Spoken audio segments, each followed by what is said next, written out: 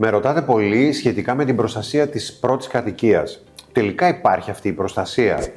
Αυτό που θα ήθελα να σας πω είναι ότι ο μοναδικός τρόπος με τον οποίο θα μπορούσαμε να σώσουμε την πρώτη μας κατοικία είναι να προβούμε σε μια ρύθμιση με το φαντ.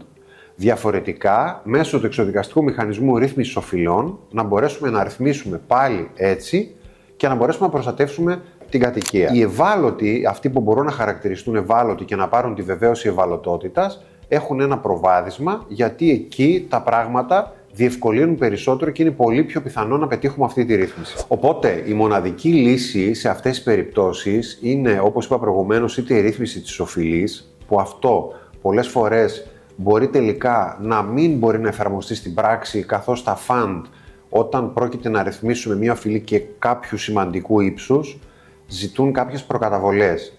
Πρέπει να γνωρίζετε ότι αυτές οι προκαταβολές πηγαίνουν μεν σε απομείωση της οφειλής μας, αλλά δυστυχώς πάρα πολλοί κόσμος, και είναι λογικό, δεν έχει τη δυνατότητα εκείνη τη στιγμή να δώσει αυτές τις υψηλές προκαταβολές. Οπότε, σε όλους τους πελάτες μου, εισηγούμε, τους λέω ότι θα μπορούσαν να προχωρήσουν στον εξοδικαστικό μηχανισμό, που εκεί δεν απαιτείται η προκαταβολή, και να μπορέσουμε να ρυθμίσουμε την οφειλή, προστατεύοντας έτσι την πρώτη κατοικία.